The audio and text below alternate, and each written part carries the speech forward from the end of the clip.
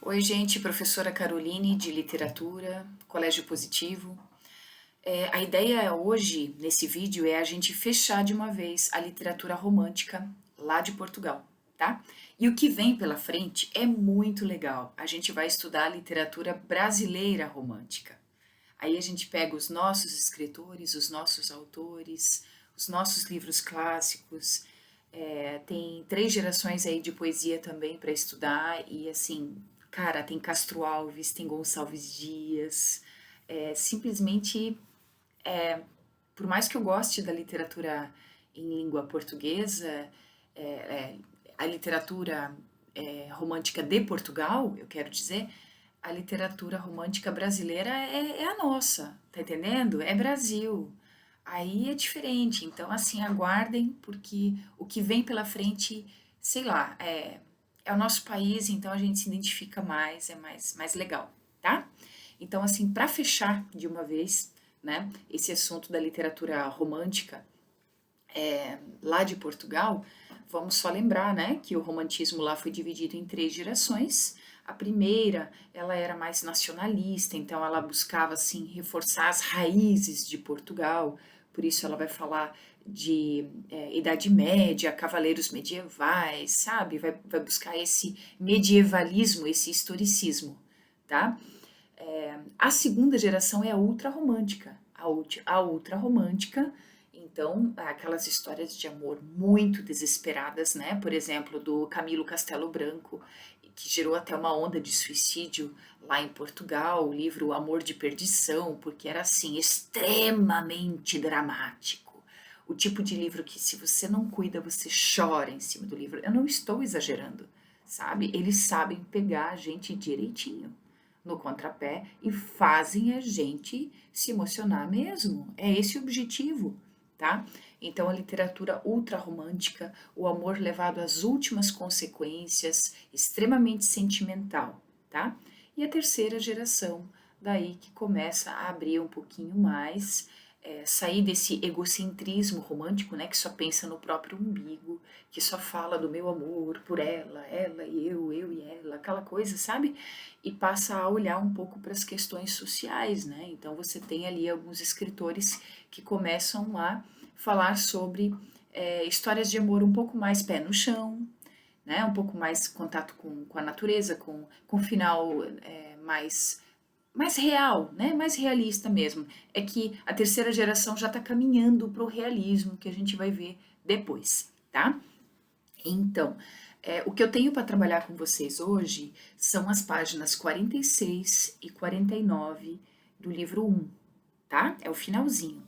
E essas páginas 46 e 49 são páginas de exercícios.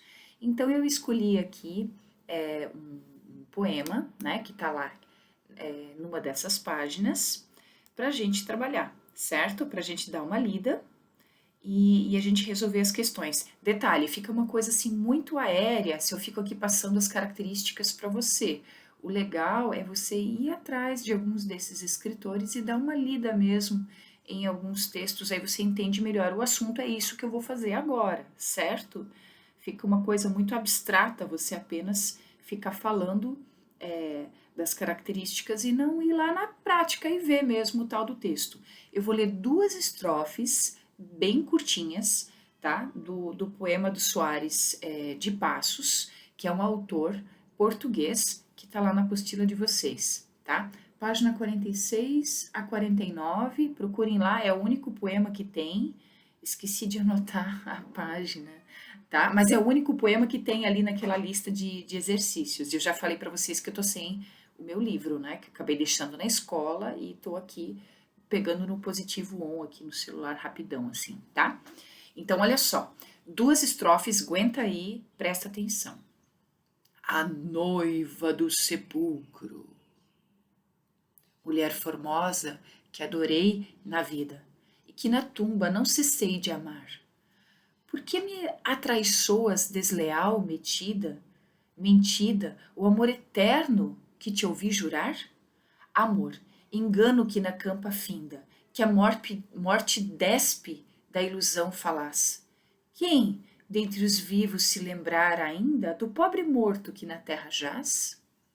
Abandonado neste chão repousa há já 3 dias, e não vens aqui. Ai, quão pesada me tem sido a lousa sobre este peito que bateu por ti. Tá? Só 3 estrofes, li mais uma ali, tá? Gente, tem que ler de novo para entender bem, né? Mas ali a pergunta, se você quiser dar um pause no vídeo, lê outra vez o texto, que tem algumas palavras meio difíceis, assim, de outra época, século XIX, isso aqui. Mas não é tão difícil assim, não. Você lê, você já entende muita coisa. Presta atenção no título, tá? E aí a primeira questão que se coloca ali embaixo já é sobre como a morte é representada nesse texto. Né? Gente, esse texto já está escrito ali no próprio enunciado da questão, é de um poeta ultrarromântico, ou seja, o amor levado às últimas consequências. Aquela coisa dramática, amor e morte. Fulana não gosta de mim, é melhor eu morrer, né? Nesse sentido. Pois é. Então, como a morte é tratada, gente, quem tá falando é o morto, né? Ele morreu, provavelmente por amor, tá? E a noiva dele traiu ele. Então ele tá lá enterradinho, já há 3 dias, tá a lápide por cima dele, assim, a lousa, né, de granito, sei lá, por cima dele, e ele sente aquilo pesando no peito dele, e mais ainda a dor de saber que a menina traiu ele, e faz 3 dias que ele tá enterrado e ela não vem visitá-lo. Ou seja, o morto tá lá ainda sofrendo de amor. Quer dizer, mesmo depois da morte, o cara tá ali ainda sofrendo. Porque, não, nem morrendo ele para de sofrer pela fulana. Tá entendendo o tamanho do amor? Né? Nem morto ele para de sofrer, tá? Então dá para entender que isso daí, com certeza, se tivesse que classificar, se tivesse uma questão assim, adivinhe de qual geração romântica esse poema é, você diria, cara, segunda, ultra romântica, né? Que é coisa mais ultra romântica do que isso. Vamos lembrar que é por essa época também que escreveram Drácula, Frankenstein, o Edgar Allan Poe escreveu coisas bem, né? Então, amor e morte, amor levado às últimas consequências, bem dark, certo? Só não escrevam isso na prova. Escrevam que é ultra romântico, certo? Fica mais bonito.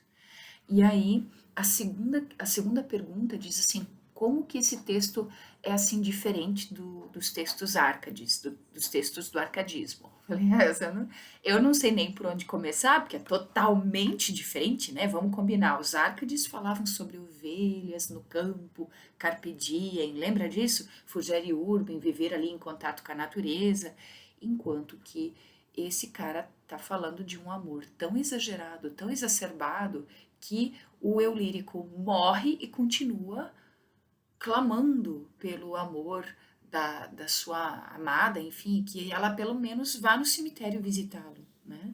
E ele sofre ainda. Tá, como é que a gente responde essa questão? Vamos colocar assim, a principal diferença é o ultrarromantismo, o sentimentalismo absolutamente exacerbado, exagerado, que não vê limites nem mesmo na morte, e o romantismo também é extremamente criativo e, sabe, liberdade, igualdade e fraternidade. Então, assim, o escritor tem muita liberdade para escrever sobre o que ele quer e não há mais limites. Ele pode escrever uma história do além, né? Isso não combina com o racionalismo lá do arcadismo. Eles eram muito cabeça, muito racionais, né? O romantismo, ele é irracional e pode escrever histórias de fantasmas. Não tem problema nenhum, tá? Isso é uma das coisas mais legais do romantismo, que se eu quiser escrever uma história sobrenatural, eu posso, né? Eu não tenho a criatividade, ela está muito livre na época do romantismo e por isso histórias muito incríveis foram escritas nessa época, tá bem? Então é isso aí. Aí a próxima aula a gente já pega. Agora eu não tô com a apostila aqui, mas acho que não tem mais nada para ver de literatura romântica portuguesa, assim, né? Então vamos pro Brasil. Vai ser mais legal ainda.